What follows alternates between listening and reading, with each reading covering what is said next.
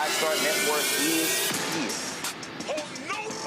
I'm real revolutionary right now. Support this man, Black Media. He makes sure that our stories are told. Thank you for being the voice of Black America, Roland. Hey, Black, I love y'all. All momentum we have now, we have to keep this going. The video looks phenomenal. See, there's a difference between Black Star Network and Black-owned media and something like CNN. You can't be Black-owned media and be scared. It's time to be smart. Bring your eyeballs home. You dig?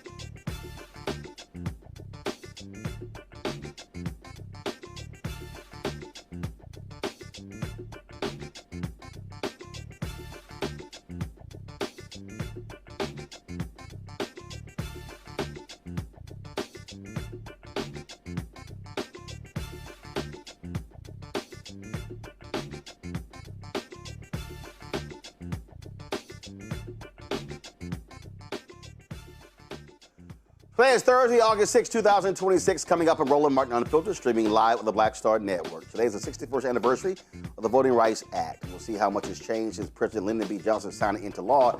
And trust me, this is one of the reasons why there's a bullseye on the back of black Americans, because the MAGA GOP absolutely despises what this law has done to advance black political power.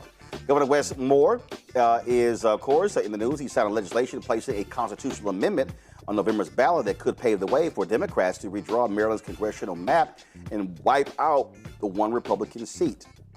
Louisiana's Attorney General, the MAGA Attorney General, Liz Burrell, is blocking more than $800,000 in compensation for a black man who was wrongfully convicted, and she is actually trying to put him back behind bars.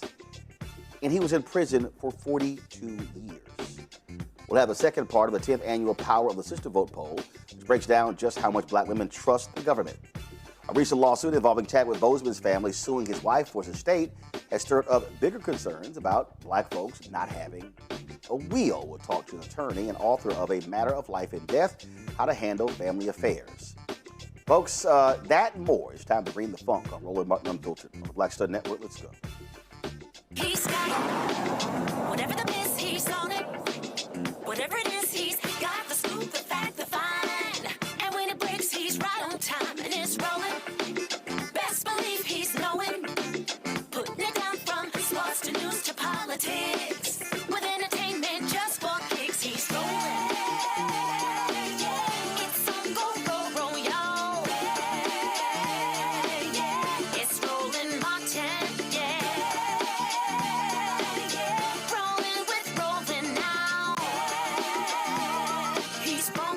He's real, the best, you know he's Roland Martin now.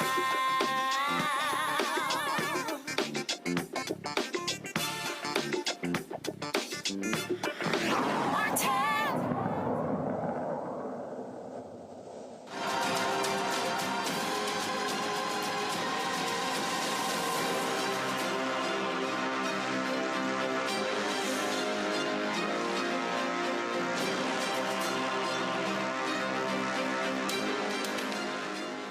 I am not going to stop explaining to you how MAGA is trying to destroy black progress.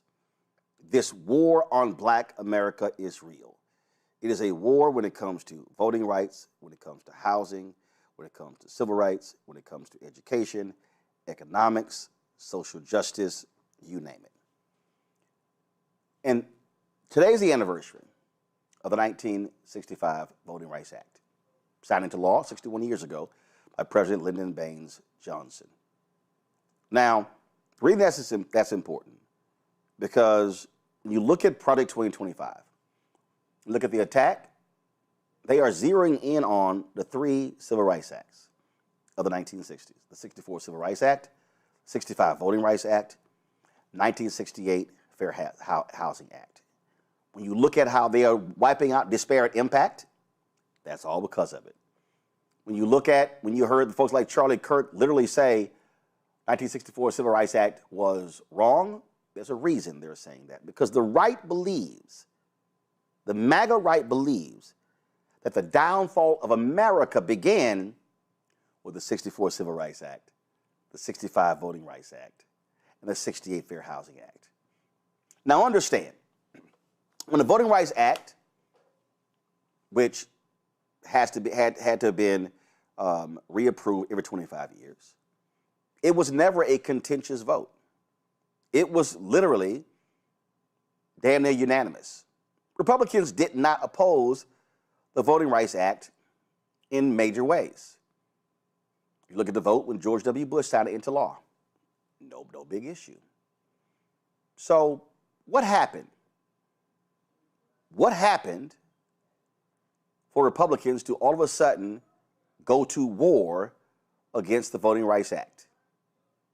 Easy. A black man becoming president. It was the election of then Senator Barack Hussein Obama that said, oh, hell no, we can't have this. So what then happened? Shelby County, Alabama, began to sue. It was Shelby County versus Holder. And what they said was they felt it was unfair that states that had a long history of racial discrimination in voting had to get pre-cleared by the Justice Department, and other places did not. So they sued. The Supreme Court ruled in their favor. And what then happened was, that was Section 4. And what then happened was these southern states raced to change voting laws. Because no longer would the federal government have to approve any changes. Now let me explain to y'all when we say changes. Literally, if these states that had a history of racial discrimination when it came to voting, they could not change a polling location. They could not change the time of the polling location. They could not make any changes when it came to voting unless it was pre-cleared by the Department of Justice. They said, we have got to wipe this out. And a right-wing Supreme Court let them do it. Now understand what Chief Justice John Roberts said. He said, oh, well, if you look at the voting numbers and you look at how black people have been voting over the last 30, 40 years, you're seeing how well they're voting. So there's no need to have pre-clearance since their numbers are tremendous.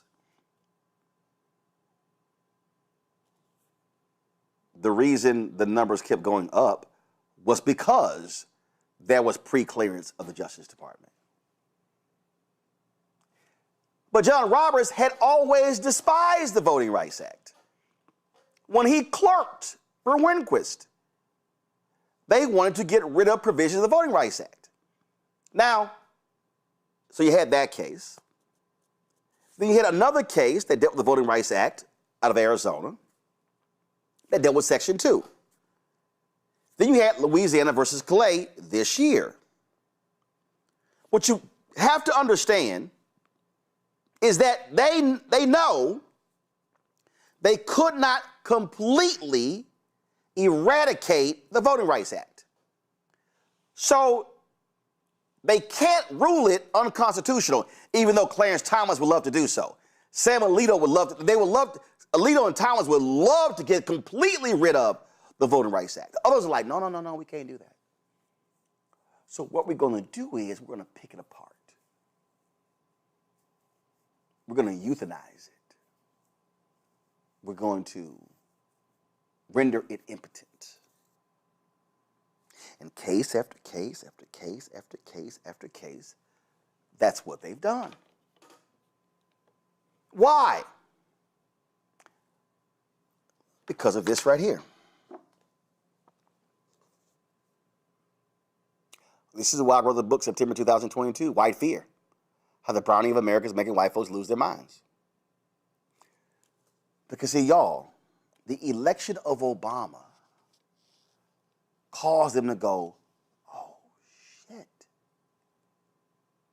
Then as they looked at black turnout, and then the Congressional Black Caucus becoming the largest caucus of Democrats in the House, then all of a sudden, they looked at black political power on the state level, county level, city level, school board level, and they saw where you had all of these black folks who were in office and these black folks who were now making decisions. They were like, oh, no, we can't do this. We can't do this because, see, now, not only are they having political power, they're wielding it. And by them wielding the political power, what I mean by that is, they said they're now driving economic power. And they're driving economic power, educational power, they're driving social justice. We're going to lose control of this country. They understand that the greatest growth of black people, they're in the South. Those are the Confederate states.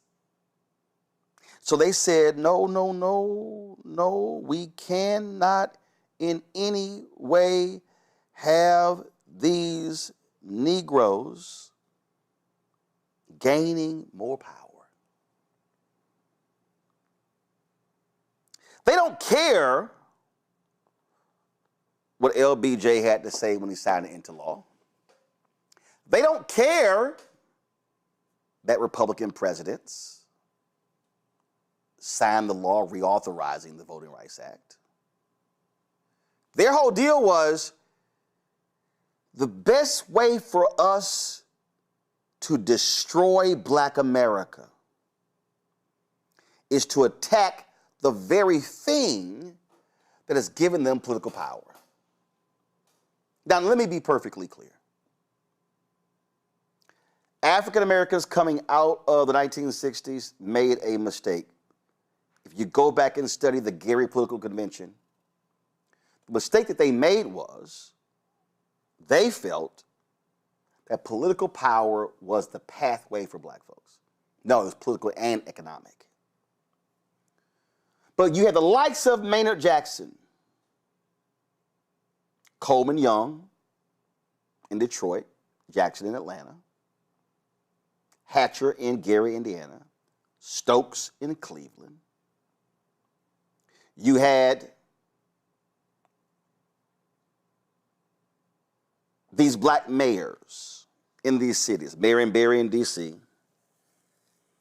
who were using political power to create economic opportunities for African Americans through set-asides, affirmative action program. Reagan gets elected in 1980. Reagan attacks those programs. The Supreme Court begins to chip away at those programs. And they said, we got to go for the whole ball of wax. I'm walking y'all through this because I believe that too many Black people, too many seasoned saints, too many middle-aged Black people, too many Gen X Black people, too many Black millennials, too many Black Gen Zers, too many Black Gen Alphas have no understanding of the history of the Voting Rights Act, what it took to get the Voting Rights Act, simply take the vote for granted, not understanding why they were so afraid to let Black people vote. They were afraid to let Black people vote because they knew exactly what was going to happen, because we actually had a real-life example of what happens when Black political power is being used. Now, see, some of y'all are sitting here going, well, I mean, what you talking about? Oh, stay right there. Luckily, I brought this with me. He gave it to me when I was at his golf tournament over the weekend. Congressman Jim Clyburn of South Carolina has a new book out. It's called The First Eight, A Personal History of the Pioneering Black Congressmen Who Shaped the Nation.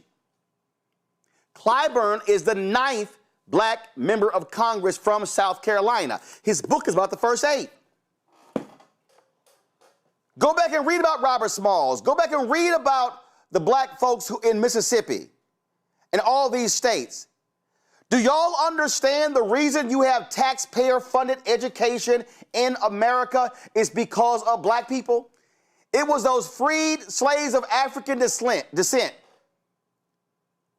who understood the power of education, so when they got elected, they began to change the law, change the Constitution. A majority of the South Carolina legislature were Black folks.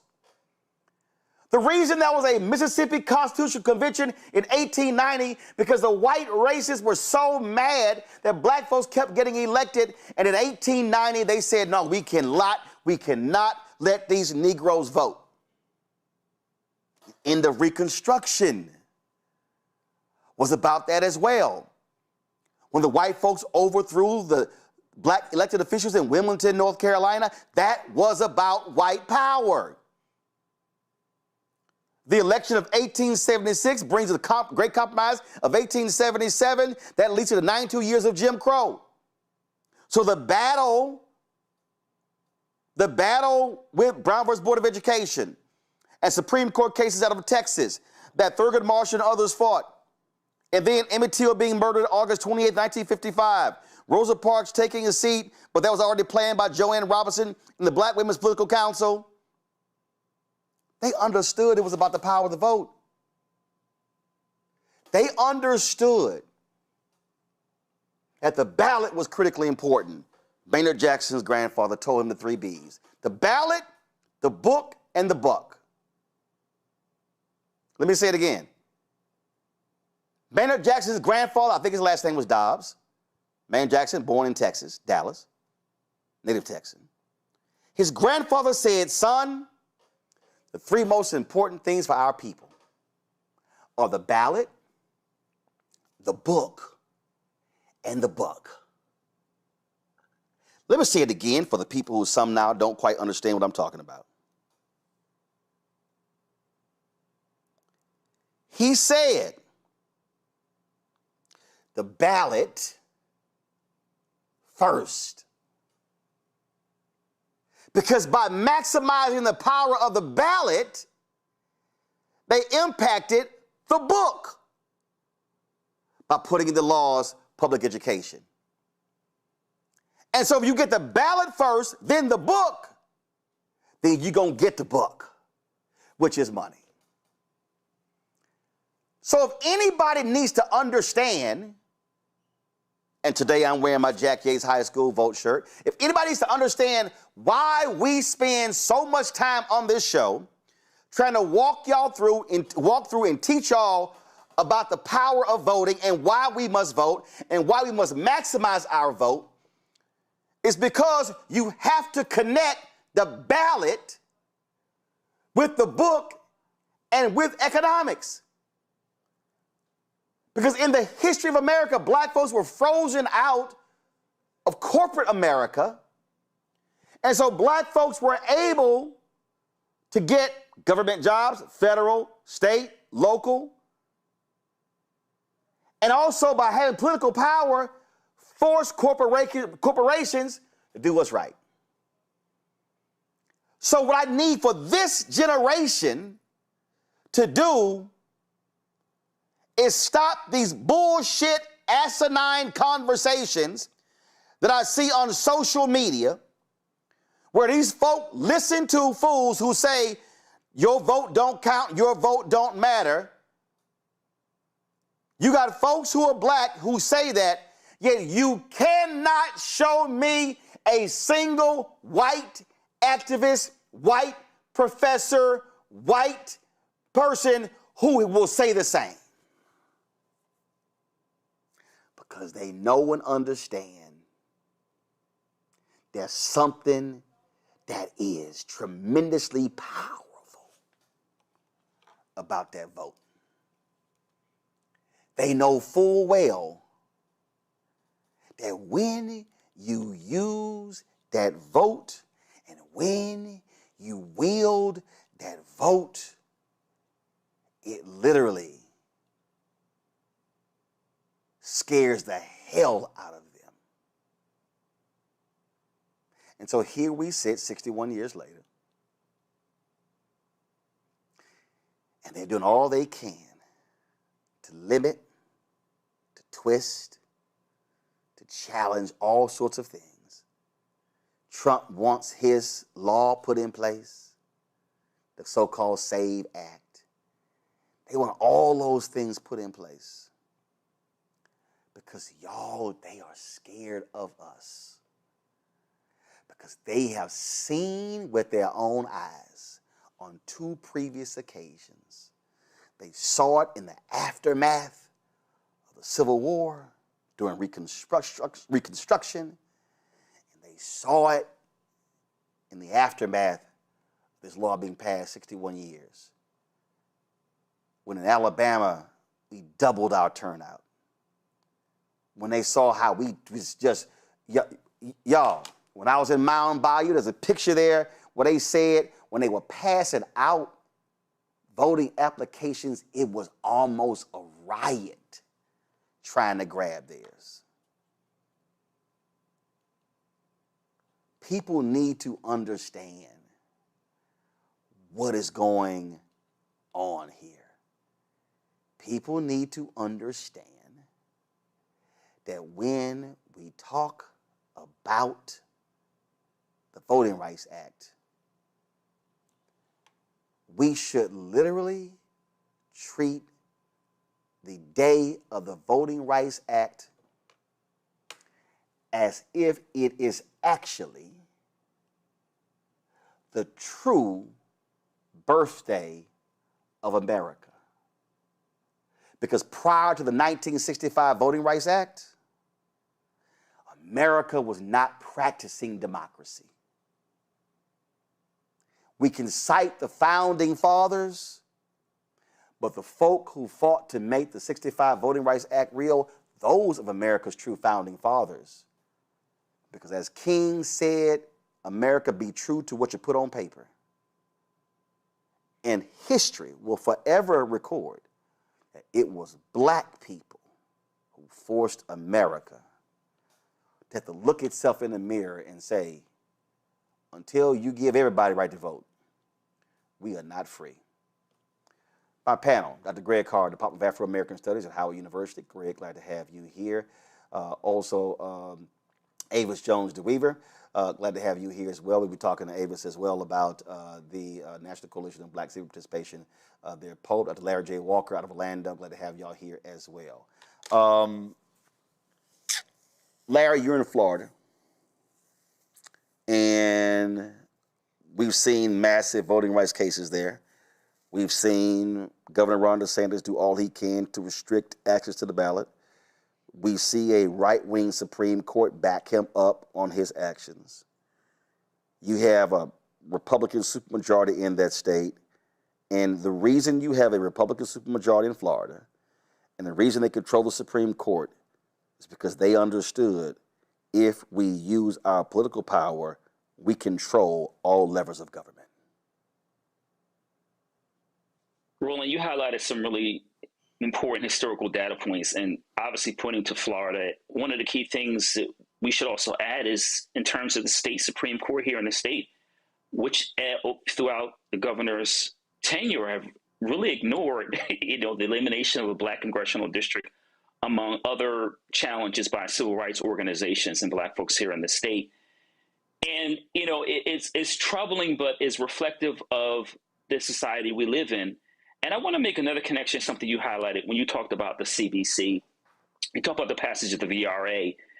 4 years later after that, you had the select committee that eventually in 1971 became officially the Congressional Black Caucus. I want to highlight that because this idea of black political power is really important. We talk about the CBC a lot and founding in 1971. But the other thing is we connect it back to states, is the CBC essentially was a template, what it meant to consolidate black political power at the federal level. But what it also did is it influenced at the state level throughout the United States other black folks who were eventually over the years being elected to create their own version of a black caucus to once again consolidate black political power. And then as the CBC fought this federal level for equal rights and fairness for black folks, at the state level throughout the United States, your home in Texas, et cetera, you had black folks at the state level doing the same thing. And certainly you see that here in Florida. You highlight that it is now a ruby red state and a supermajority. It was once a purple state. And we've been seeing the political shift as it continues this, as we have this midterms in this election cycle. The other thing is, Roland, as it relates to, when we talk a lot about the CBC, we think strictly about, black Democrats. But it's also important to note as it relates to VRA, Senator Tim Scott, as an example, in South Carolina, who's a Republican, would not have been elected if it wasn't for the VRA. And I think when we have a conversation about VRA and black political power, even if you talk about differences in ideology, this goes for black Republicans who've been elected over the last several decades also. You would not have been voted in because previously we had Jim Crow and black folks are prevented from voting. So as it relates to, when we talk about the CBC at the state level, I said, and the fight for equal rights at the state level through the VRA, This is why you talk about people have fought the dismantling slowly over the last several years to prevent so many Black folks from having power. We see, Minority Leader Jeffries is an example. Eventually, he's going to be Speaker of the House, and you can believe they would do whatever they can, particularly as we, move closer to the midterms, to make sure that never happens. Avis, when I listen to these people, and let me be clear, we understand the numbers in terms of how Black people have voted. There was a point when Black people voted in a significant way for Republicans, and then Black folks began to vote for Democrats, and then you begin to see the shift. But there's something that people, and Michael Harry and I were talking about this here, there's something that I need Black people, Avis, to understand, and that is if you study American history, wherever Black people vote in significant numbers in terms of party, white folks go the other way. There was a conversation on Jamie Harrison's podcast. Leah Daltrey, Mignon Moore, and others. This is what they said, and I need people to understand what's really going on when we start talking about Black folks and white folks and voting. And there's some realism that needs to be adopted or acknowledged. When you look at the numbers in presidential cycles, the Democratic Party has not won the white vote since LBJ. Mm-hmm. Wow. You mean when he said by signing this piece of legislation, we're going to lose the South forever? He was right. We have not won the white vote since LBJ. And the way we have won the presidency is through high turnout among Black, the base, the identity politics, along with a minority of white folks. So if that's the case, then logic says you better invest in the folks who are making the difference for you, because the white folk haven't been won by us since 1964. And the presidents who've been elected, the Democrats, have openly said that. Yeah. But for these voters, I would not have been elected. And if you believe, as I think we all do, that this is not about us versus them, but it's about creating an environment where we all feel welcome, then you will look at your budgets and say, listen, we do need to get some share of the white vote back, but we also know that we have to heavily invest in the communities that we believe in, Black women, who we know will show up because we have so much invested in what we don't. If we don't show up, I mean, we talk about 300,000 women that have lost their jobs since the new administration. So, So how do we change that in the party's politics? I mean, that's my biggest frustration, and I think all of us, in some extent, worked in or around the 2024 election, and we saw, the party raised almost $2 billion when you think about it, between the party and the presidential campaign and some of the super PACs.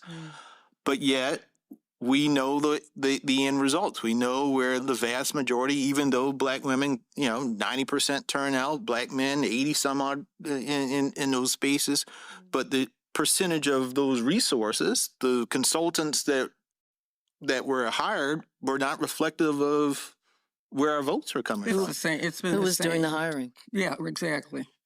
It's been the same since I worked for the DNC in 1980, and nothing has changed. Well, I would argue a little bit, slightly differently, because I think that part of the problem is who you do have at the table and who you do have. Right. The budget is the most important part of any apparatus, as you know, Jamie. Yeah. And you got to have signature authority. Leah knows this. I know this. You know this, Jamie. If you don't have signature authority, you don't have insight into where all this money is going. Right. That's right. And so part of the equation foundation of changing is you got to have somebody in the room on the money. I guess I done told the whole world money. You know, one of the things, and I wish I would have sat down with y'all and talked a little more early on, is when you do have signature authority, you don't sign it away and give it to somebody else. Right. Right? Hello. And I'm going to be very honest, that is a lesson that I learned, and I learned it too late. Mm-hmm. All right, we're going to talk about the money piece later, but Avis, the point right there is when black people vote one way, white folks run for the other way. Oh yeah, that's absolutely true, and it's absolutely correct. Bishop Daltrey was absolutely right when she said that no Democratic presidential candidate has carried the white vote since the passage of the 1964 Civil Rights Act. That's absolute fact. You know, this issue that they're talking about, this broader issue, though, of investments and where should the party invest in order to be able to pull together a winning coalition. As they mentioned, they've been stuck on stupid with that for years. I mean, come on. They have not, to get a Democrat to win, you need to maximize the vote of your base and get enough of the white vote, absolutely maximize that as much as you can, but you're not going to get the majority. And it never ceases to amaze me the amount of attention that is put on trying to win voters who, quite frankly, aren't interested in voting for you. They ain't into you, boo. There just seems to be this fascination with, can we get some of these Trump voters to start to vote for us? Instead of figuring out how can we maximize the black vote and other voters who are base voters, as well as turning out the white vote that is likely to vote for you. And when you know that you have a demographic that consistently provides for you 80 to 90% of their vote between black men and black women, there is no excuse to continually be stuck on stupid doing the same darn things over and over again, which is, and I will name it, the way I describe it is, their specific investment in the black vote is about a turnout investment.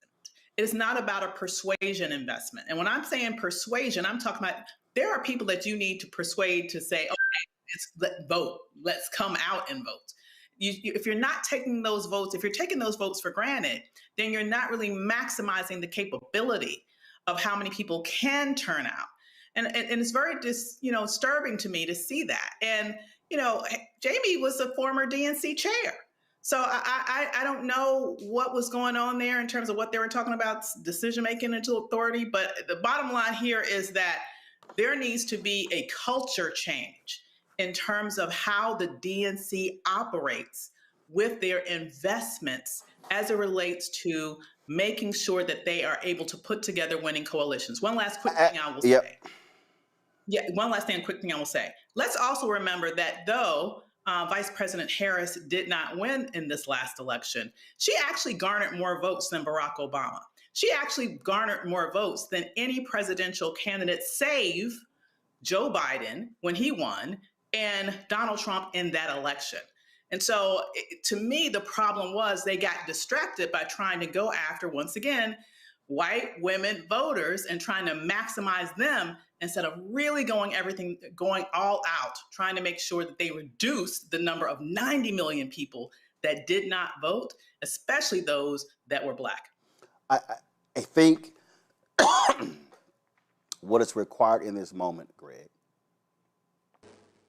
what is required is to have, listen to what Mignon Moore said, what is required right now is to have black folks who are at the table, black folks who are in the room, to decide whether or not they're going to play go along to get along, or are they going to be like our radical ancestors.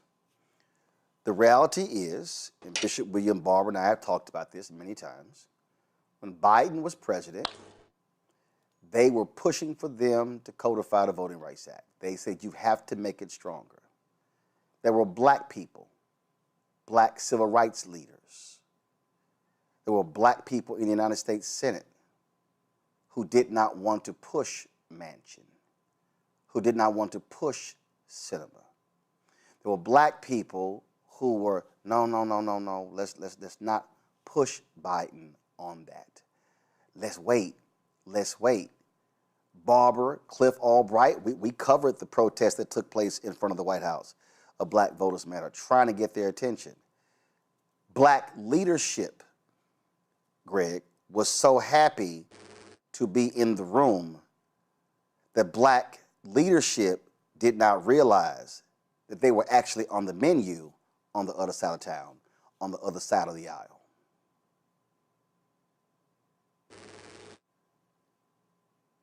Roland, you're right. American Negro elected political class, and I'm saying American Negro and not African people in the United States, not African American, because I'm talking about a particular ideological posture. American Negro leadership has become increasingly indistinguishable from corporate Democratic Party objectives. God bless Jamie Harrison, utterly worthless as a theorist or a tactician when it comes to the black vote. I think since the passage of the Voting Rights Act in 1965, 61 years ago, what we have seen is an inexorable shift in black elected leadership toward the type of duopoly politics, win by trying to press along the margins of those who have participated to date. It's been a shift in that direction, and it has alienated millions of black voters. And so I think the villain of this piece, it seems to me, isn't black folk who are in the Democratic Party or not in the Democratic Party. The villain is people who have not been organized well. Black Voters Matter, of course, is moving in the tradition in the tradition of the Student Nonviolent Coordinating Committee. Remember that SNCC was a multiracial coalition grounded in African people. Now, what does that mean? When we look at the battles that we have faced, skin color, of course, is the reason that these white nationalists have been able to hold together their coalition, because they're purebred racists. We saw the addled racist clown Donald Trump today with that bubble-headed Stephen Miller go after birthright citizenship again, including saying that people who are members of, who are born in U.S. territories, if they can get Congress to introduce legislation they can pass, will not be birthright citizenship. So look out, Puerto Rico. And then several other categories, including so what they call birth tourism, even though Donald Trump's own miserable ass father was in his mother's womb at 5 months pregnant when she came into the United States illegally. But they're never going to give that up, and that kind of racism holds their coalition together. On the other side, you can build a multiracial coalition, but and one that is grounded in non-white voter participation, but it requires organizing. As William Barber has said many times, Reverend Barber, as people have said all over the South, certainly Black Voters Matters has said this as well, the South isn't red or blue. The South is under-organized. What does it mean to have representation? When you look at that Supreme Court case from 2024, I guess it was, Alexander versus South Carolina, the Conference of the NAACP, they said you have to have, Supreme Court, it said you have to assume good faith on the behalf of these racist legislatures who are doing this political gerrymandering. Well, that is what protects whiteness and allows it to cohere under the current interpretation of the federal Constitution. But when you look at Michigan and this week's primary in the Democratic Party, what you see is Dr. El Sayed, who you talked to, of course. When you look at him, he's looking beyond race. Now, he is a man who is hated, who is vilified by racists, and he is a man who has been, too many black people have been duped into thinking comes from a group that is against us. What does that mean? That means that when the elected black elected officials come into that state of Michigan and campaign for a deeply inferior candidate like Haley Stevens, they have committed themselves to preserving the status quo in the Democratic Party, where they get 2 or 3 or maybe 5 crumbs to maintain their miserable petty bourgeois status in exchange for campaigning for issues that the vast majority of people in this country do not support. So what do we have to do? Well, of course, we got to pass the federal legislation that Terry Sewell introduced again last March 2025, to put the floor back under the Voting Rights Act.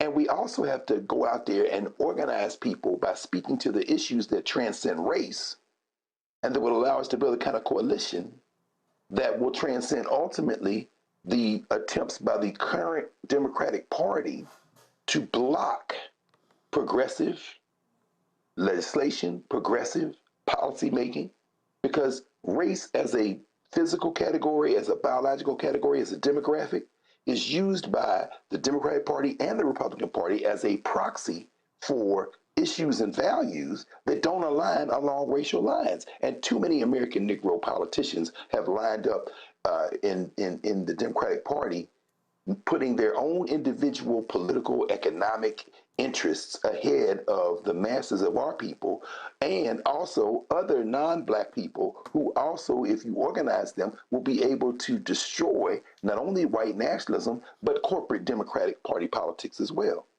I remember when I wore this shirt right here on the show, go to my iPad, where I said, vote like a Black woman. And you had these Simple Simon Negroes who were, dropped the lower third. You had these Simple Simon Negroes who were upset that I wore that shirt. And then they were mad when I wore this shirt right here that said, trust Black women. Well, the reason I wore those two shirts, because if you actually look at the policy, you look at how Black women vote, they're actually voting for a policy issue that speak to Black people. In the National Coalition of Black Civic Participation, in the Black Women's Roundtable, in the part 2 of their 10th annual Power of the Sister Vote poll, the new data examines Black women's motivations, political engagement, trust in government, party identification, and the key issues that influence their decisions at the ballot box. Melanie Campbell is President and CEO of the National Coalition of Black Civic Participation. She joins us right now to talk about this. Of course, Ava's participating in this as well. She's the principal of New Vote Strategies. Melanie, the thing here, and again, I need people to understand, Black women are not voting Democrat just for the hell of it. What Black women understand is that the Democratic Party and the Republican Party are delivery vehicles when it comes to policy resources. And so these sisters are making a decision, how do I best improve my community, my family, and my life? My political choices will do so. What does that poll say today about Black women in their political identification? Well, thank you, Roland, for having us on. The bottom line for Black women, we 2 weeks ago, and I thank you for sharing it, we released the data around the economic issues. And so today we released issues around our political views, and they're not mutually exclusive. And the reality is, what you're seeing with Black women is that we are very, very clear that this vote in 2026 is really a vote for our determination that we will not allow what has been happening to us for the last 18 months. That's what I see in the overall. And what I mean by that is we're looking for people who are going to address it. We're looking for people who are going to fight for us. With this being, and we were intentional in releasing this, excuse me, the light went out. There we go. Sorry about that. We were intentional on releasing this today because we also took time to learn what Black women's concerns are around voting rights. And most Black women in this poll are saying that they are concerned about it. They're concerned about the attack. They're concerned about ICE, all these kinds of things. But the bottom line is that we, Black women, are showing that we are looking for the candidates, right? And especially younger Black women who, if they identified as Democrat, they also said they were, more than 50% said they were Democratic socialists. So, hold on, I'll stay right there. I want to stay right there. Here's why. Here's why. Okay. I have been saying for the last 30, 35 years, you've got to pay attention to demographics. 65 plus African Americans likely identify Avis as Democrats. 55, 64, significant number. Once you start going below 54, it changes. As every day passes and a baby boomer becomes an ancestor and a Gen Alpha and Gen Z becomes a voting age, you begin to see the shift in priorities. And so what Melanie was talking about there, y'all go to my iPad. This is from their website. Black women are mostly moderate. Y'all, that's in the aggregate. But there's a significant shift to the left. It says the ideological center of gravity is moderate, meaning that the total collection of black women in this poll, 48%. 35% identifies progressive, 17% conservative. Yet, when you start now going to the crosstabs, among black women progressives, 42% call themselves Democratic Socialists. 54% of Gen Z progressives identify as Democratic Socialists. Young black women are more likely to identify as progressive, 42%. What that says, Abe, is if you understand this poll, then you understand what happened in Michigan. Then you understand what happened in the mayoral race in Washington, D.C. Then you understand what happened in New York City. Absolutely, you do. And as you mentioned before, Black women are voting on issues and their ideologies reflect those issues. What we also saw when you dig even deeper than that is that those Gen Z Black women, those issues that are most important to them is having access to a good quality job, is being able to pay better wages. They are voting largely on their pocketbook. They're voting on being able to have access to health care. And what does that largely align with? That aligns with very progressive policies. So what this really shows you is that Black women are very pragmatic voters. They are not voting on a whim. They are not voting to be like someone else who's voting. They're not like influencer driven. They are reality driven. They are their lives driven. They are their pocketbooks driven.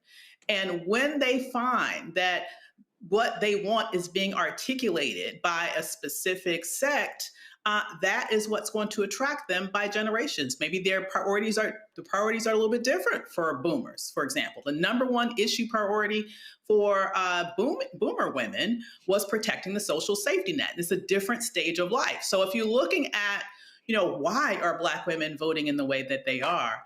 It's because they have specific priorities that they are looking to protect.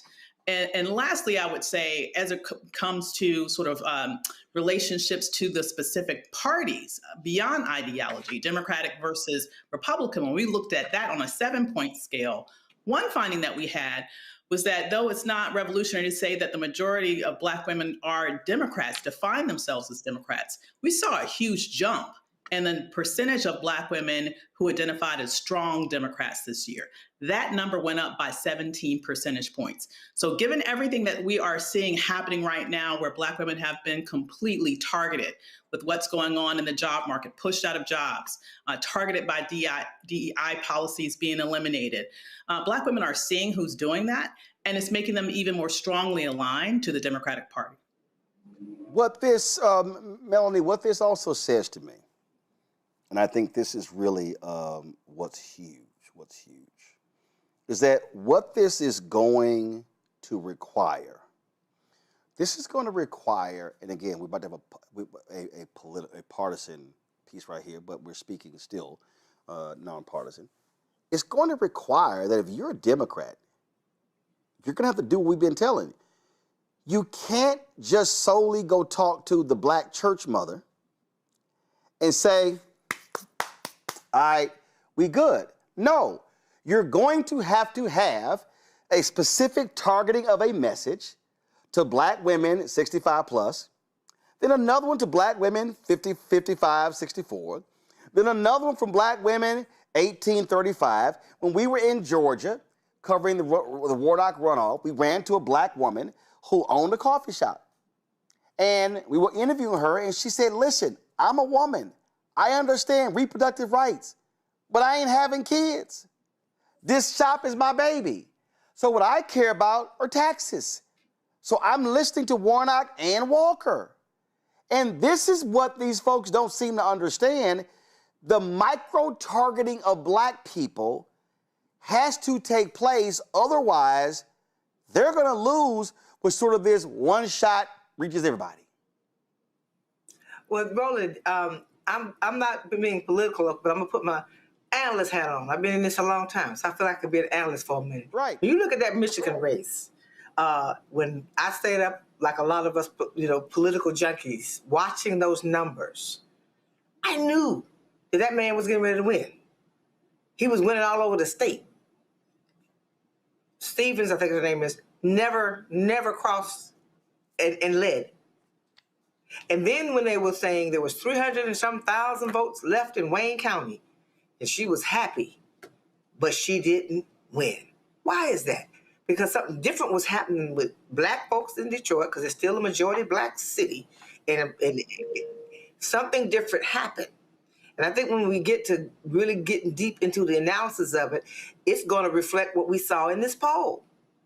And folks are looking for who is speaking to the realities of what's happening. Black women are looking, whichever demographic you fall, whether you're a boomer or you Gen Z and all that in between, people are looking for who's talking. And not just that, because of the attack against our rights and freedoms, who's willing to fight? Who has more fight in them, right? And that's when I saw that, I said, oh yeah, this guy's got that. And we woke up, and that's what happened. And so the Democratic Party, who primarily that's who most black people vote for, if they want to win, they're going to have to figure that out. No, not figure out. Real Republican Party. No, I dare say not figure out, Melody. I think follow me. Follow me here. Follow me here. That's what I was about to say. I don't mean figure out. I think what has to happen. This is what has to happen. I was just making this point about black caucus members, black mayors, black state reps, black state senators, black school board members. What is going to happen is black political leadership. They are going to have to take your poll, take the Black Men Vote poll, and they're going to have to walk into some meetings, and they're going to have to slam this on the table, and they're going to have to say, y'all going to read this, and then we're about to negotiate, and black civil rights folk are going to have to back them up, and you're going to have other black organizations, because the lack of investment and attention has a negative implication, because if they lose, we lose. I'm looking at public policy. And so this is the moment, and I want two of you to speak to this before I let you go, and I have that you go first, Melanie. This is the moment where black folks, CBC members, are going to have to get some guts. Me and Clyburn spent a lot of time to talk about this over the weekend, challenging these folks at every facet, meaning the DNC, the Democratic Governors Association, the DCCC, the DSCC, the state legislators, Democratic governors, all the PACs, the Democracy Fund, the entire infrastructure, because I have no desire to hear any black elected official bitching and moaning in the middle of October about we don't have the right investment. Where in the hell were you in early August? Melody first, then Avis. Bottom line is that if you need the black vote, you're going to have to work for it.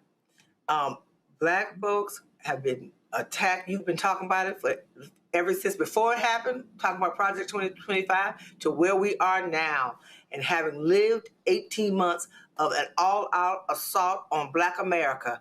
And so we are fighting for our children's future. I'll be okay. May have a little rough road, but the ones who are coming behind us will not be. And so this is an existential threat that we cannot take and take it lightly. I'm not saying that congressional black members are bad. All I'm saying is here's some information for everybody. It's public information for anybody to use to be able to hear from 1,000 black women, and not just those who identify as African American. We had nearly 14% that represented from the African continent, immigrants, Caribbean, Hispanic. So there's also another layer within this that also helps you identify. We went deeper than we normally would, and being able to try to identify that. For our purposes of being able to develop our messaging, to understand what we need to do, be able to develop an agenda around that for black women, and deal with the time. It's not a pendulum swing moment. This is a generational shift moment on where we will find ourselves in 3 months. This is not going to end unless we fight back and win, nonpartisanly speaking. I don't want them to go to the table, Avis, hoping they read it. I want them to go to the table saying, You are going to read it, and then here is the plan of action that we are submitting, and we expect you to allocate the funds. And matter of fact, we don't need y'all putting somebody white over it. We got enough strategists who know how to activate ourselves. That actually was what has to happen, Avis. It absolutely has to happen because, honestly, as you mentioned, this is how that party helps itself. And if elected officials would do that, it would save the party from itself. It's really interesting to me to just, as a political analyst and political scientist, just looking at the back and forth between, for example, the Democratic Socialists and the quote unquote establishment and the ire there. Well, the bottom line is, if they want to win, they're going to have to figure this thing out. And the way that you figure this thing out is to understand what people are looking for and how can you, first of all, commit to what they need, and also at the same time understand why there has been this expansion over to the Democratic Socialists. And you do that by going in there, getting the data, finding out what is resonating with people, finding out the issues that people really care about, finding out those things that they really want their candidate to say in order for that candidate to earn their vote with regards to policy priorities. We have all of that in this particular survey. So when I mentioned before about the idea of really being able to invest in persuasion voting, it's not so much, listen, these women are going to turn out. I mean, the numbers are high. Black women are more motivated, according to this latest survey, to vote than they were back in 2024. We are ready to fight back. But if you want them to really turn out at maximum levels, do you want to really be able to make sure that they are voting for a candidate at the levels that's necessary in order to take the win? And we know with this Michigan, with Dr. Al-Said, a lot of people are saying maybe this is going to be a more demanding and challenging statewide race. Well, then you need to maximize your vote. You need to find out then, what do you need to say in order to be able to really maximize the number of people who are going to come out and support in this race and all the other races, if that is your strategy. It's not really a thing about necessarily, we just want to make sure that you get out here and win. It's about how do you win? And the thing is, people are at this point tired of seeing, being on their heels. I believe that what's happened is people have witnessed basically a year and a half of being attacked economically, politically, socially. They are attacked, and they want fighters to fight back for them. And we have the roadmap here around what Black women are expecting of potential elected officials for them in the fall. And if they want to win, they need to go there and learn this, read this, and make sure that they are committing to act in the direction that will maximize this specific demographic coming out and supporting them, which would make all the difference come election day. Folks, go to ncbcp.org, ncbcp.org, to see the results of this survey. Melanie Campbell, we surely appreciate it. Thanks a lot. Thanks a lot. Thanks, Roland. Folks, going to a break. We'll be right back. More on Roland Martin Unfiltered on the Black Star Network, including a poll in Texas showing how James Tallarico is doing with Black voters, and also how a Texas Republican is endorsing Tallarico. You're watching Roland Martin Unfiltered on the Black Star Network. Don't forget, support the work that we do. Join our Bring the Funk fan club. The goal is to get 20,000 people contributing on average $50 each a year. That's $4.19 a month, 13 cents today. Support this show and the 5 other shows here on the Black Star Network, including The Black Table with Greg Carr.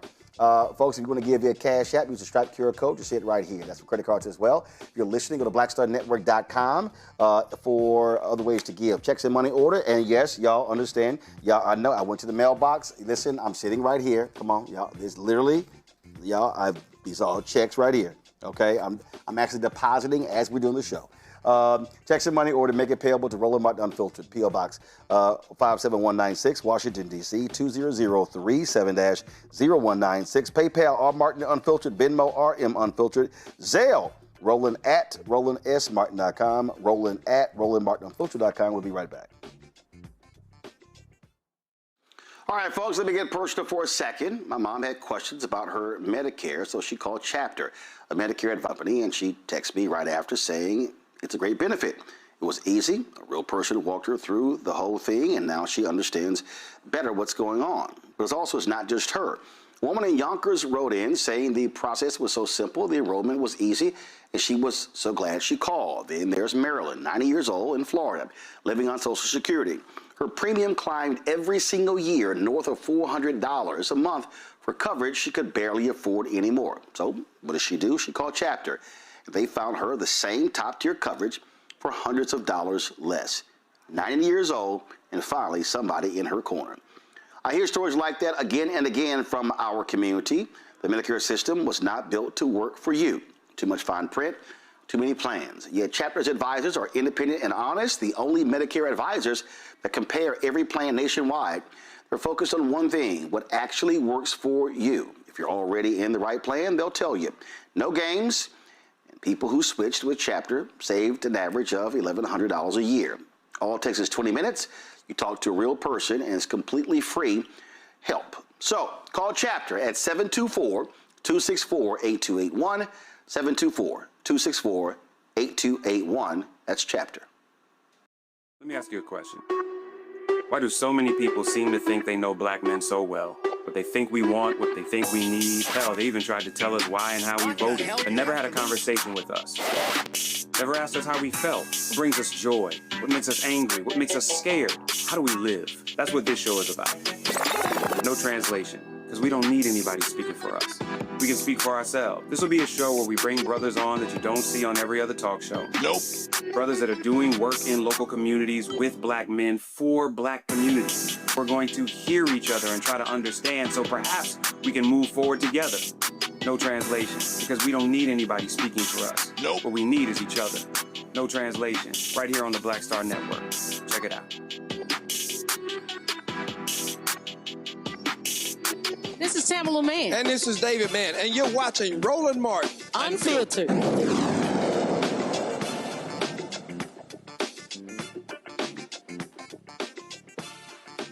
When Prince died in 2016, 10 years ago, he did not have a will. When Aretha Franklin passed away in 2018, there was lots of drama over whether she had a will, one that was found in a couch, and what to make of it.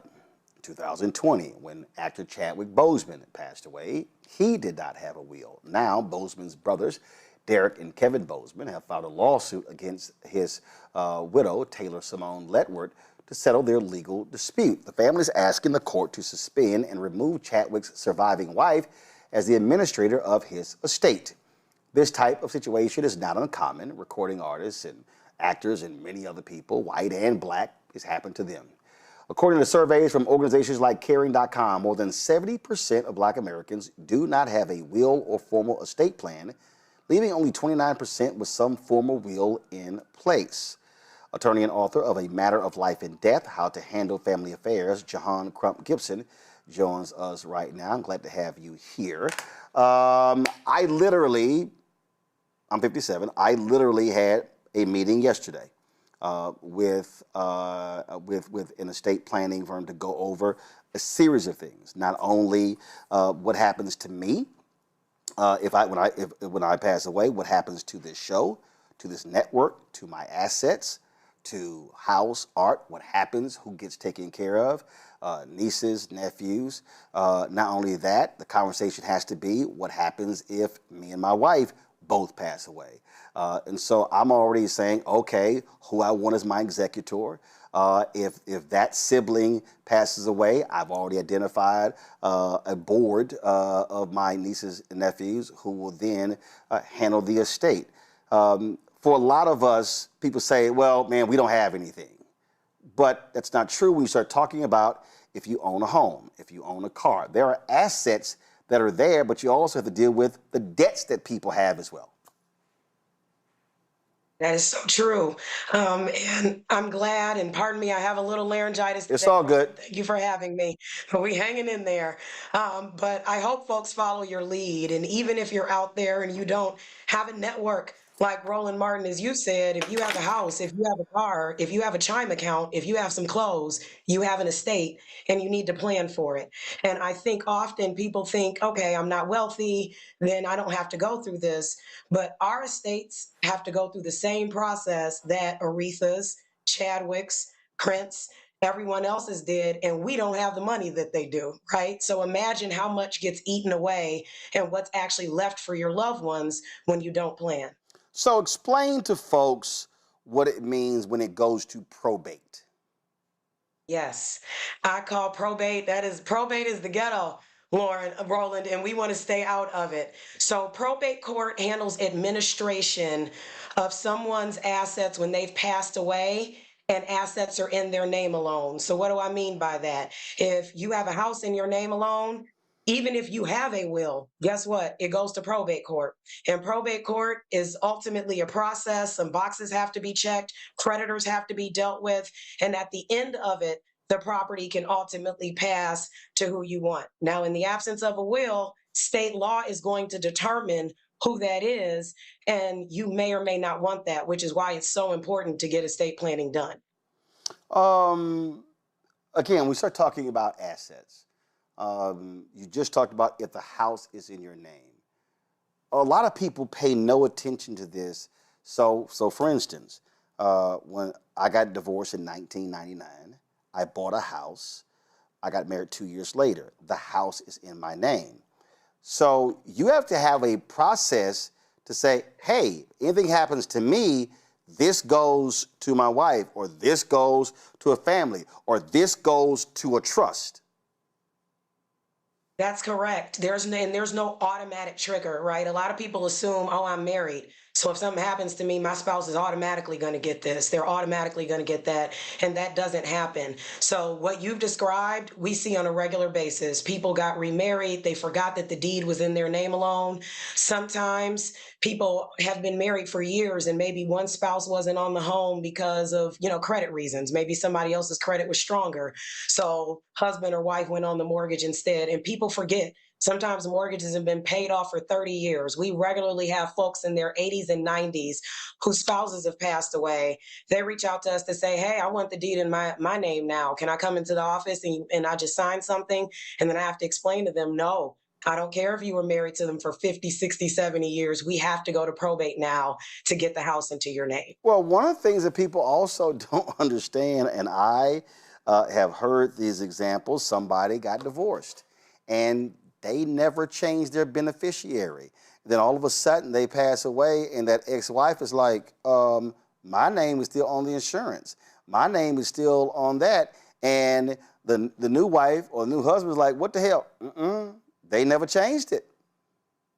Yes, we see those all the time. And obviously your specific state law is going to dictate what happens there. I will say in Michigan, which is where I am based, years ago, before they started requiring some things to be in divorce judgments, that exact issue would happen. And people would call and we'd say, there's nothing that we can do about it. The divorce judgment didn't indicate this was what's supposed to happen with the insurance. So if you accidentally left that first spouse, I don't care if you've been remarried for 30 more years now, unless the first spouse, out of the kindness of their heart, is going to give the surviving spouse and kids, because we've seen that too before, money, then that spouse that's left behind is out of luck. And I'm sure you can imagine how often someone is going to give up money that's coming to them, just out of the kindness of their heart. Talk about this, and we this is happening with the Bosemans. We've seen this with other folks, and you talked about with kids. This happens a whole lot, where kids are entitled. They feel as if they get a say-so in assets.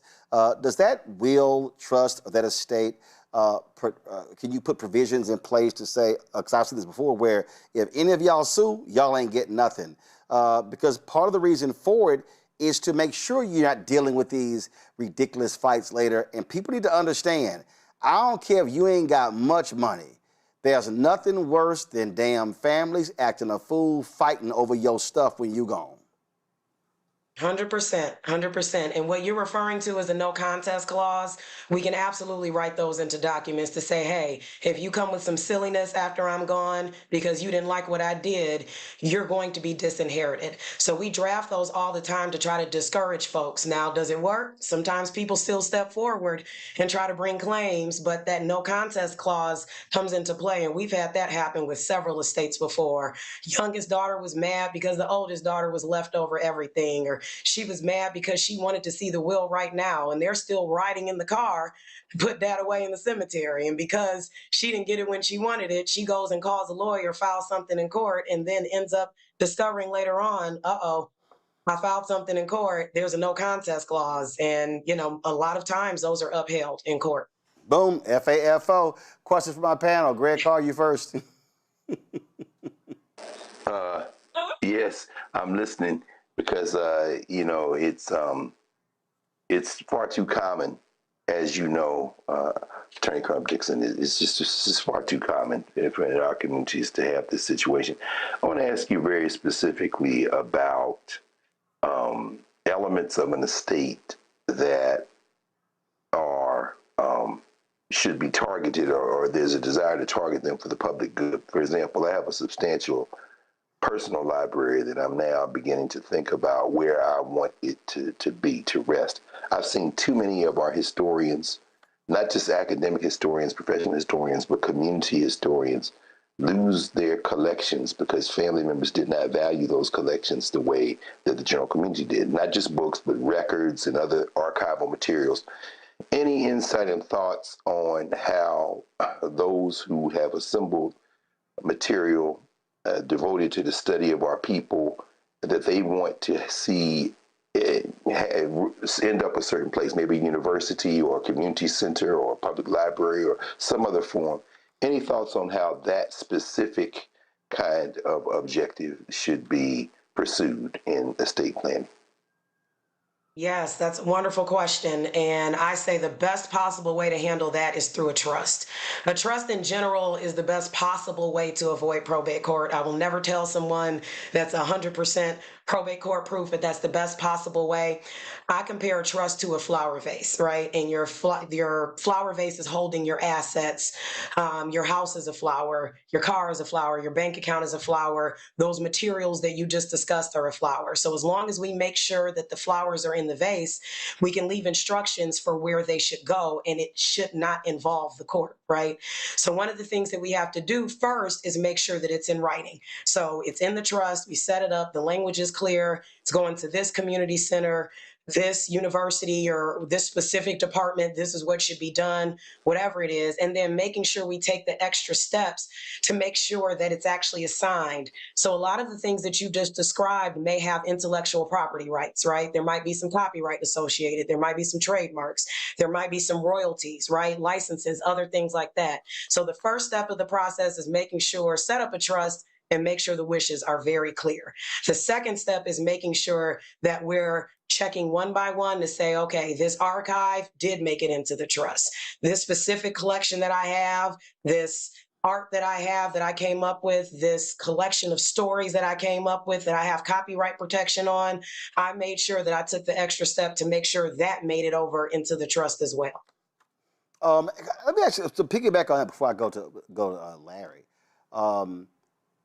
Is it possible, as opposed to how it's normally done, is it, because I remember there was what was it? It was some guy, some rich dude who gave Leonard Leo some $1.5 billion in stock, but the guy ain't dead yet. Is it possible to, let's just say if Greg says right now, I'm going to give my book collection, my archives, to this entity, but it will stay in my possession until I transition. And so then for the next 10, 15, 20, 30, 40, 50 years, he has it, but it's already well established where it's going. Is that doable? Yes. Yeah, so what you're describing is essentially what we call a life estate in the legal world. So you're maintaining whatever it is right now, and you still technically have control over it, but if something happens to you, it's going to pass to whoever you name. And you can do that with the materials that we were discussing. You can do it with a house. You can do it with other things. So it's totally possible to decide right now what happens and then still maintain control over it and keep it in your possession. Larry? Yeah, so my question relates to, we're increasingly seeing, Black people who are born here, U.S. citizens, and deciding maybe they're going to live abroad as expats. And, I'm wondering what kind of challenges that may cause if perhaps an individual passes away, but is still a citizen here, maybe has some property here, but they've lived abroad for a certain period of time? That's a wonderful question. So if they don't have a plan, unfortunately, probate may be necessary in the U.S., right, in the state where their property is, and also abroad where they live. And we've had this issue come up with folks that, were abroad in South America, Canada, overseas in Europe. And what ends up happening, unfortunately, is that people, especially when they don't have a plan, have to end up probating assets in all these different places. And I'll take a step back from overseas. Actually, a lot of times that happens within the U.S. So I may open an estate and somebody had property in Nevada, or also Alabama, also Georgia, and especially if it's land, right? We talk about this heirs property that exists a lot in our families. That has to be probated where it's located. So oftentimes when people are not planning, whether it's abroad or whether it's here and in multiple states, when you're not planning, that just creates more of a disaster, essentially. So regularly we have to hire lawyers in other countries, right, and coordinate with them when we're dealing with someone that has passed away and may have citizenship there or here or assets in both places. Avis? There is times in which we're having conversation maybe with some elders in our family, and we are trying to convince them to move forward with this planning, and it's maybe difficult to get them to face this reality, to plan ahead. What suggestion might you have for individuals that might be a caregiver or might be working with an elder in their family who have not taken these steps? What might you suggest can be said to try to convince them to move forward and make this step a necessary thing that they do without them feeling like this is some sort of way of them acknowledging that, okay, I'm not living forever, I have to prepare. Right. Right. This is an issue that we deal with all the time. And the seasoned saints, as I call them, it's getting older isn't easy, right? You're dealing with a lot of stuff. You're having to face your mortality. And the biggest thing that we find with the seasoned saints is they don't want to feel like they're losing control. So the way you should approach the conversation is in such a way that you're saying, hey, listen, you're still the captain of the ship. You're still controlling things. We just want to make sure that whatever you want goes. So let's make sure we put some plans in place so that it isn't falling into the hands of someone else, or someone else isn't deciding, whether it's a family member or a judge, who's controlling your affairs, what happens with your things. So we often say just lead with that. Make sure you're saying you still have your independence. This is your stuff. I don't have a dog in the fight.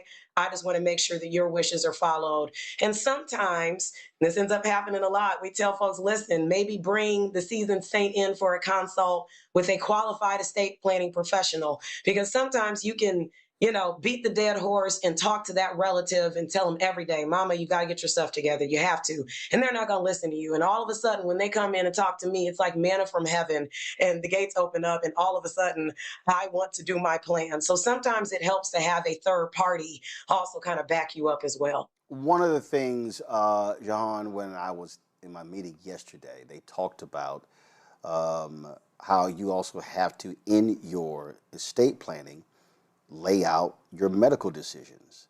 Do not resuscitate. Lay out instructions if I am incapacitated. Do these things. That is often done so you're saving your family members from having to make an extremely difficult decision. I know someone whose mother was ill, and they amputated one leg, and then they amputated another. They're about to amputate, and finally one daughter was like, listen, enough, let mama go. And one sister didn't want to do it. And I remember one of my aunts, when she was like, listen, I'm tired, I'm ready to go. And again, we want to hold on. And I said, listen, our dear brother Clarence Jones, who's Dr. King's attorney, Clarence was like, man, listen, I had a hell of a life. I'm ready to go. And he literally stopped eating. And he was like, enough. And they put him into hospice, and he passed away shortly thereafter. But he was like, enough. So talk about that this estate planning is also part of that, while you're still here, you leave instructions in terms of how you want to transition. Thank you so much for that, Roland, because I always tell people just say estate planning is only about death. It's only about death. It's about living. People are living longer. They're not necessarily right in the best position to handle their own affairs, or they may get to a point where they can't make decisions for themselves. So in steps, medical directives, powers of attorney, the term of art is going to differ depending on the state that you're in, but they all do the same thing. And when you do those things, when you put those things in place, you cut down on exactly what you talked about. Now, that doesn't mean that the sister won't be mad and won't have anything to say, but the medical staff at the facility has clear direction on what should happen. So in Michigan, we call those living wills, right? So your living will is going to say what happens if I'm in a persistent vegetative state or if I'm in a coma. How long do I want to be in that state before someone's able to withdraw life-sustaining treatment? Some people say, I don't want to be in that state for 5 seconds. Other people say, freeze me and keep me alive forever. Do whatever you have to do. The last thing you want is your children or your siblings or your spouse and your parents, because we've seen all of the above arguing and bickering, and we've seen this stuff go to court with what should happen. Sometimes people also can't make the tough decision, which is understandably so, especially when you don't know what mom, dad, or whoever wanted. Should I pull the plug? I don't know. And then some relatives can't make that decision. And unfortunately, sometimes hospitals have to go to court and get orders to take people off. And you want to avoid that. So make sure that you're going through that process. And that's why you want to go to a qualified estate planning attorney, because they're going to do exactly what yours did in your meeting, Roland. We're not only talking about who gets your stuff, we're talking about what do you want to happen if you get into this type of state? Who is going to make the decisions? And the same thing goes for your finances. When you're sick, the bills still got to get paid. The utility company still wants their money. Mortgage company still wants their money. Uncle Sam still wants his taxes. Somebody has to be able to handle that. And if you don't put the proper powers of attorney in place to empower someone to do that, then you have to go to probate court. So probate court exists for dealing with people's stuff after they passed away, but it also exists for handling people's affairs that can't do it because of some sort of illness. And there is a huge increase in the dockets for guardianship and or conservatorship proceedings. Term of art depends on your state, but it's a huge uptake because people miss that step. They're so focused. Maybe they did do a will or do some other stuff, but they completely missed what happens if I can't participate in my own medical decisions or handle my financial matters anymore. All right, last question for you. When Reverend Dr. E.K. Bailey was alive, he had battled cancer. His cancer, he was in remission, then his cancer came back. And he stood before the church and he actually gave a sermon, and he said, let me make it perfectly clear. I'm picking my successor right now. There are not going to be any deacon meetings. There are not going to be any boards of trustee fights. He said, we ain't doing none of that. This is who is going to be the senior pastor when I leave. He was on staff. He had anointed Brian Carter, my alpha brother, Larry and Greg's too, and said he gonna be the pastor. And that Sunday after he had passed, they actually replayed that sermon in the church, and Brian Carter is still the pastor there. You set your estate up. You set it up. Should you convene a meeting of your family and say, all right, sit down, but discuss my estate. Let me be real clear. I don't want to hear no bullshit, okay? You might be the oldest child, but it's going to be her. You might be a man, you might be the oldest boy, but it's going to be him. You know what? It ain't going to be you, my son or daughter. It's going to be my grandchild. Should you have that meeting? I say, when possible, yes. It should not be like the movies when, you know, the people come to the lawyer's office behind the mahogany desk in the fireplace and they turn around and say, oh, surprise, you're the one that's handling this, you're the one that's handling that. We don't want to do that. We don't want folks to be surprised. You may pick somebody that doesn't want to do the job, right? Or feels like they can't, right? So you don't want to wait until you're gone and then someone figures out here's what's happening. So I say whenever possible, do it. Some folks just aren't comfortable with the conversation, Roland, for whatever reason. Some folks may not be safe. They may think they may have the conversation with their kids and end up on an episode of Snapped or 48 Hours or something. So I say, if you are safe, if you will be okay, and there are not some sort of weird dynamics, then go ahead and have the conversation. It shouldn't be a surprise. Let folks know who will be the point person. Molly's going to be handling the finance finances. This is going to be handled my health care. I don't want to hear it. These are my decisions. We're done here. So I always say when possible, do it. That also can help with challenges later on. You can't necessarily get rid of them all the time, but we often have folks coming up in probate court saying, yeah, I see this document, but I don't think mama did this, right? And then they're trying to challenge wills or challenge trust. Well, if mama actually told you what she was going to do and it's in line with what's in her document, that can help down the line. So I highly recommend it when possible. Man, if y'all would look at some of these chats, some of these comments in the chats, they got some funeral stories. Listen, this is not an ad or a promo, but I keep this in my bag. Jahan, you need to do this. Tamala Mann and David Mann told me about this. It is called Singer's Professional Strength Throat Spray.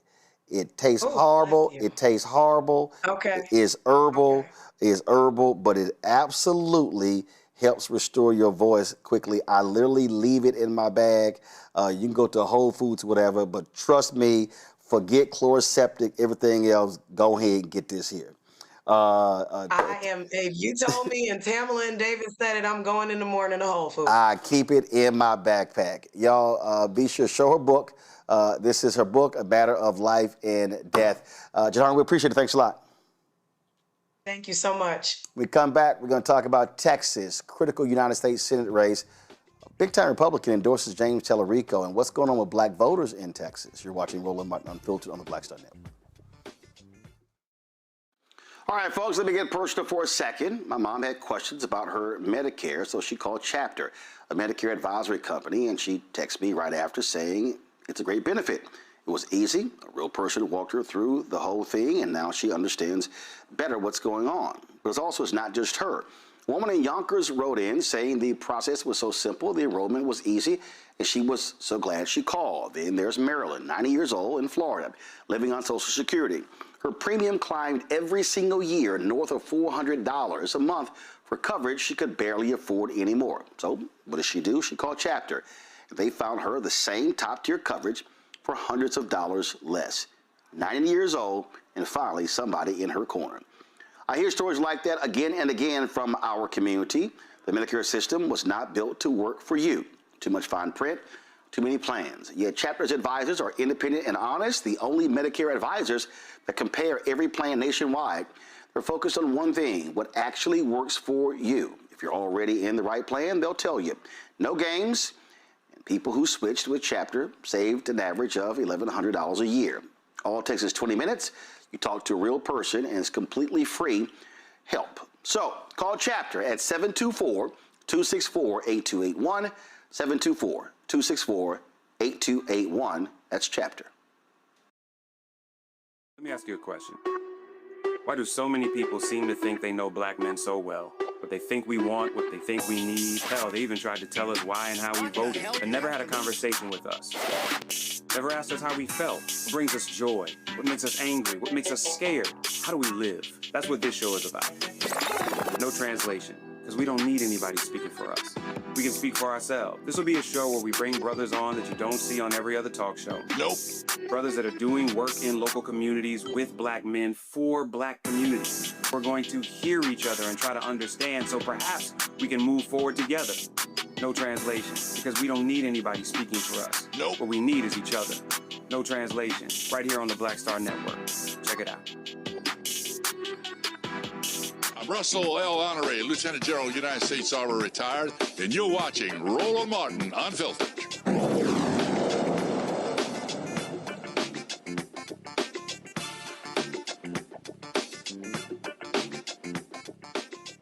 Folks, midterm elections, huge races. One of the places that they're looking at for Democrats, a big pickup would be Texas. Republicans are running the corrupt MAGA Ken Paxton, who is the Attorney General. He is completely anti-black. He is a white nationalist. He has been attacking Harris County when it comes to their voting, attacking DEI. He is totally corrupt. He's running against State Representative James Tellerico. A top Texas Republican has come out endorsing Tellerico. Former Tarrant County Judge Glenn Whitley first showed his support for Tellerico in June when he recorded a radio ad to be broadcast on conservative stations during the Texas Republican Convention. During a recent rally in Arlington, Texas, Whitley introduced Tallarico. He said this. But I'm going to have to tell you right now, as a Texan, I am ashamed of the fact that Ken Paxton is even on the ballot.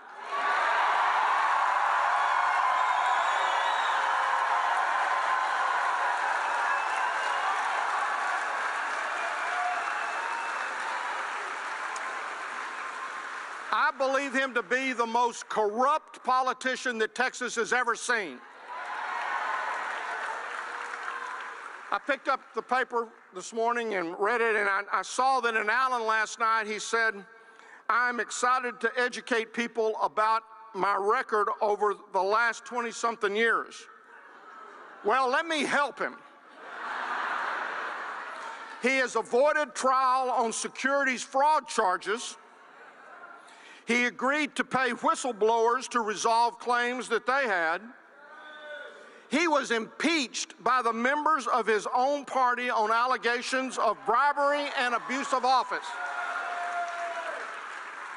His divorce proceedings have also received widespread publicity. Somehow he has managed to become a multi-millionaire while serving in public office. Now, he reportedly owns, I think, some 15 homes across this state and this country. No wonder he can't figure out where to vote.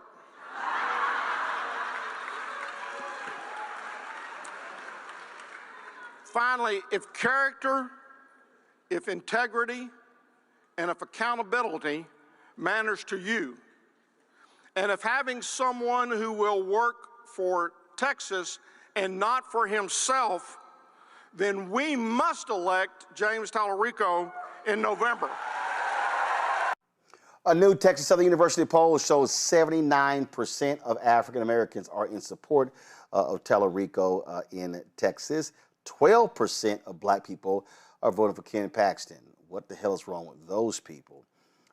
Despite the support, frustration with the Democratic Party remains high. A separate Texas Southern University Barbara Jordan Public Policy Research and Survey Center survey found 77% of black Texans believe the party takes black voters for granted. 80% also believe race played an important role in why non-black voters supported James Tallarico over Congresswoman Jasmine Crockett in the Democratic primary. Still, Crockett's loss does not appear likely to hurt black turnout. Just 7% said her defeat makes them less likely to vote in November. Tallarico currently holds a 47 to 45% lead over Paxton statewide. Even in the Fox News poll, he has a 3-point lead over Ken Paxton. And if y'all want to really crack up, man, Sean Hannity was not happy about that. He was beside himself. And I get a kick out of and understand in the polling world, Fox News polls are considered some of the best polls, if you will. And so this was hilarious. This was an exchange between Sean Hannity and former New York Mayor Bill de Blasio. Listen to this, y'all. The general election too. Well, let me ask Sean, you this. These folks are going to win in November. So you think cisgender Tallarico, who believes God is non-binary, that believes biological men should play women's sports, and believes that biological men should have access to abortion. Did you read your own poll today where Tallarico's beating Paxton? Okay, I don't believe it for 2 seconds. Oh. Okay, so you don't believe your own poll, but if your own poll, Avis, was showing that Paxton was beating Tallarico, you would be trumping it. Yeah, absolutely. And you see how he's trying to deflect to divisive politics. One thing about the Republicans, they play the same tune every election. They're trying to figure out who are we going to make the boogeyman in this election, and they play to people's fears in order to win votes. Because let's just face facts. What else do they have to run on? Paxton is this person who has all of these horrible background that was just laid out by a fellow Republican. And so they can't run on his record. They can't run on the things that he did while in office. They can't run on the fact that apparently he let a pedophile go, because that's going to remind people about what's going on right now with the Epstein files. So they can't run on any of the substance. So they have to talk about less than 1% of the population and somehow make people afraid of them in order to try to get the vote, while at the same time ignoring the fact that their own polls are telling them it's not working. It's not working. Before I go to Larry and Greg, I remember you did a video a few weeks ago where you had some, let's just say, tough words for supporters of Congresswoman Jasmine Crockett, who were stirring people up on social media saying that we should just go ahead and let the white boy lose. I did my own discussion on this show where I said, if you are black and your ass don't live in Texas, shut the fuck up. Because my parents are there, my brothers and sisters are there, my nieces are there, my nephews are there. And Ken Paxton will be in absolute danger to black Texans. And by defeating Ken Paxton and voting for James Tallarico, then we literally are putting Democrats in a position of controlling the U.S. Senate, which means we can block the Trump's agenda. Control room, get that soundbite ready where Mike Johnson said if they lose the midterms, the Trump presidency is over. That, to me, is what people have to pay attention to. This is what is called playing the long game. If Democrats hold Michigan, hold Georgia, win North Carolina, let's say win Maine or Iowa or Alaska, and they win Texas, they'll have 51 votes. That means Trump can't name one person without Democrats voting for them. If anything happens to a Supreme Court justice, Democrats don't even have to call a hearing, and I absolutely would tell them, don't call a hearing. Tell them, go call Mitch McConnell, ask him what he did to Obama. And so it's stupid, even for the 7% of people who voted for Crockett saying, I'm not going to vote. No. What the hell are you thinking?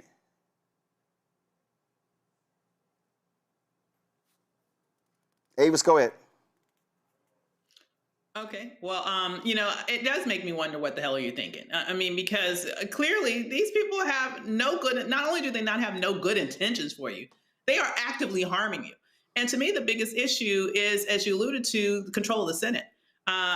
We like to forget now that Supreme Court appointees go through the Senate, and you don't need a 60-vote majority for that. You need a raw majority. If we allow the Republicans to maintain the Senate, even if the Democrats are successful in taking the House, then that means that Trump has 2 more years to replace people on the Supreme Court.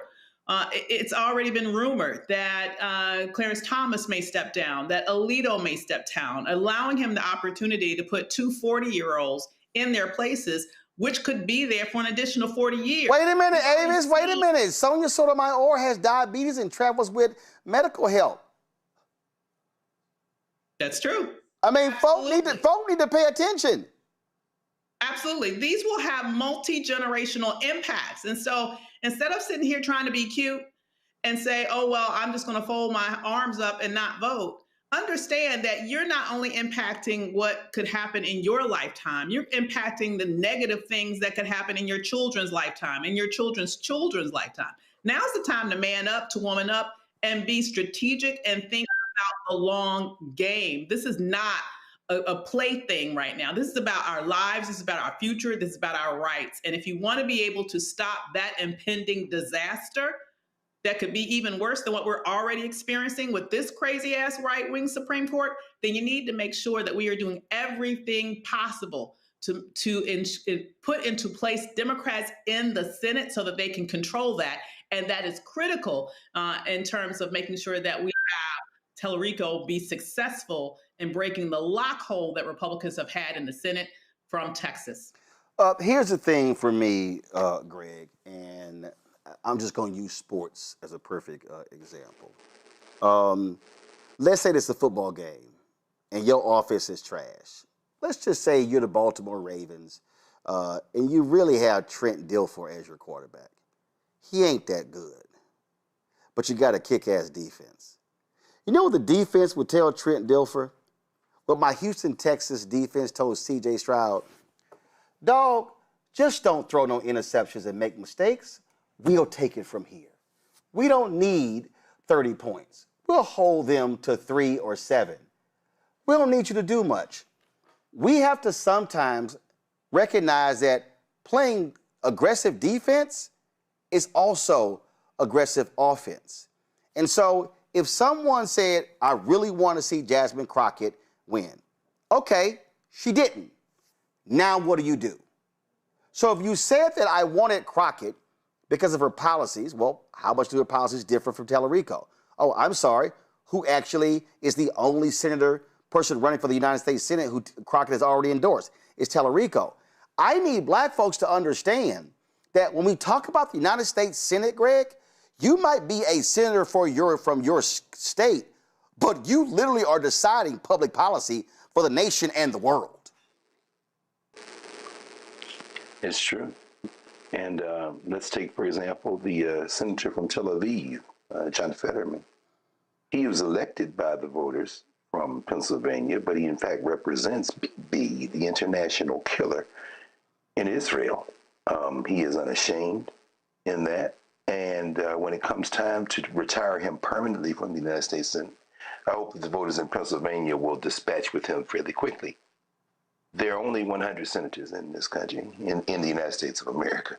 And at this time, each one of them represents not only the voters of the state they're in, but the special interests who have pumped them full of money, full of influence, full of other resources to do their bidding.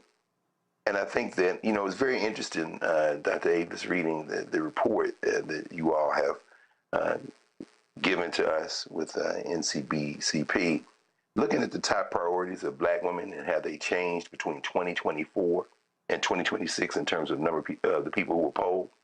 It's fascinating to me to see what I kind of perceive to be a distinction between what women of African descent who were polled see as priorities when there may be a little breathing room to operate, and what black women see as priorities when it's all hands on deck.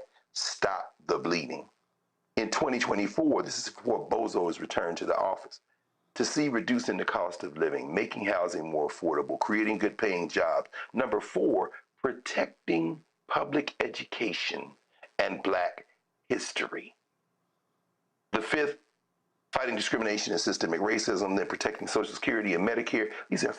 Now, if you go to the poll from this year, there is no protecting public education and black history. Number 1 is protecting Social Security and Medicare, then reducing the cost of living, then fighting discrimination and racism, then bringing down health care and prescription costs. Why? Because black women recognize, look, these white nationalists are after everything. So we must at least fight that battle to preserve the advances we have made. How does that relate to what you just laid out in Texas, Roland? It's very clear. We saw it in Michigan. Now, Melanie's right, looking at the returns, saying, okay, well, I knew that he was going to win. I wasn't at all sure because in Wayne County, many people of African descent were, to put it in the language of the Nation of Islam, hoodwinked, bamboozled, run amok, led astray. Because the politics of the moment have us campaigning on and reacting to our fears rather than our hopes. Now, whether it's Tallarico in Texas, whether it's Dr. El Sayed in Michigan, whether it is the black women who have broken through in places like New York with Avelia Chevalier, or Colorado with the lawyer Malat Quiroz, what you have is people articulating a vision of the society they want to live in rather than just playing that kind of defense. But the problem we have, and this is where the problem really comes in, I think, the problem we have is that too many establishment politicians do not campaign on, do not invest in, do not have a vision of what they want the society to be. What they have a vision of is, how do I advance my little interest and preserve my miserable little piece of real estate, perhaps at the expense of a larger vision. Tallarico was campaigning on a vision. Jasmine Crockett, who is an outsized political talent, who could easily be the governor of Texas, who could easily break Ted Cruz's political back when that seat comes open in a couple of years, who could choose to do any number of things. And let's be crystal clear, the road to the White House more often runs through the governor's mansion than it does the United States Senate or anywhere else. She is best served by continuing to work with a vision rather than we just have to prevent this other thing from happening. And I think that's where the crisis in the Democratic Party is right now, because they're holding on to the fear-based politics. And quite frankly, Black people are tired of that shit. And so is everybody else in this country who has any sense of building a society we want to live in rather than just protecting ourselves from the white boogie people. Larry? Yeah, Roland, you highlighted how important this election is. The other thing is, when you talked about the two polls, listen, Paxton's got 9 lives. And the other thing, he's one of the most, if not most corrupt politicians in the history of Texas. But I think the things that worries me is that this even is tied, considering the number of scandals he's had, more than, if you watch a soap opera and some of these scandals and things that some of these characters get themselves into. But what we understand is that we know the Black vote is going to be critical. I know you talked, before about Texas in terms of, the large number of Black folks there and voters.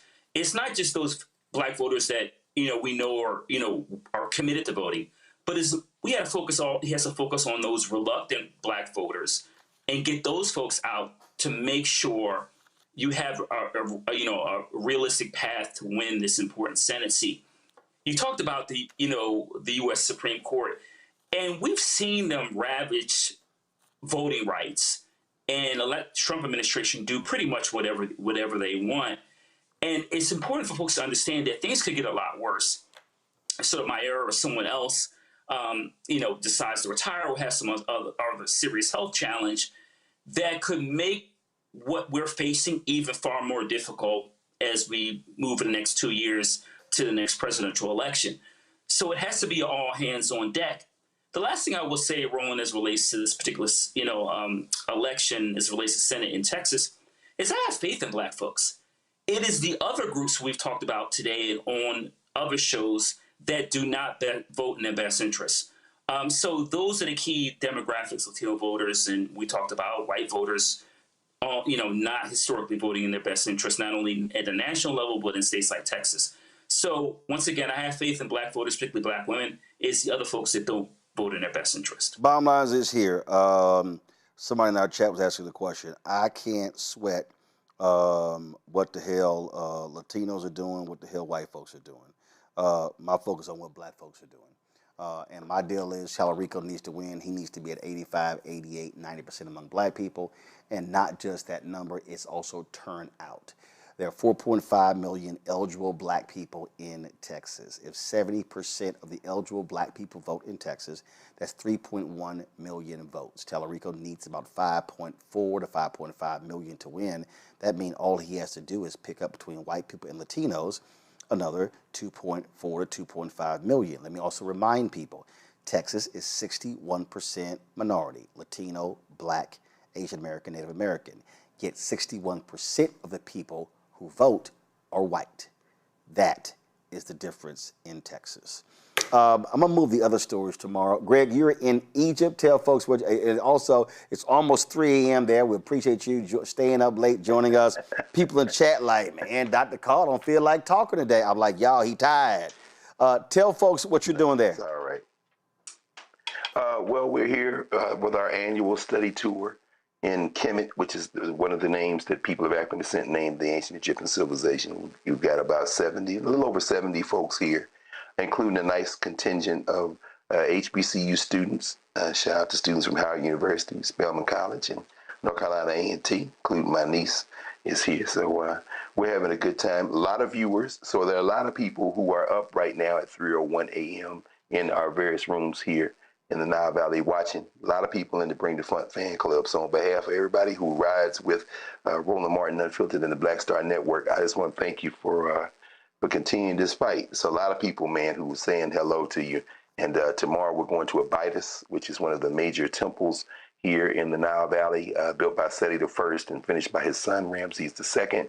And, we're serious about this. This is the kind of vision that Black people need to have. We never can forget our history. So, on behalf of them, brother, thanks for keeping the good fight going. So I've actually never been to Egypt. I was going to go a few years ago, and then let's just say a revolution broke out, so I ain't go. Keep me in mind next year. Love to bring our cameras there and remind me of the dates and everything so we can figure out to return to the motherland. And yes, white supremacist Richard Spencer, Egypt is in the motherland. It is the continent of Africa. But before we go, Greg, I don't know if you, Avis and Larry, caught yesterday's show. The end of yesterday's show, things got really insane with Robert Patillo. Robert decided to grab his flamethrower off of his wall, Greg, and walked us through how to connect his flamethrower to an AR-15. And so Gabby, one of the producers in the control room, she put together this quick meme of Robert with the flamethrower, and so we showed this yesterday. It's an absolutely hilarious segment. If y'all missed it, if y'all missed it, y'all need to go to. If y'all missed it, y'all need to go to the YouTube channel. It's insane. Just give me 30 seconds of it because it's utterly insane. Come on.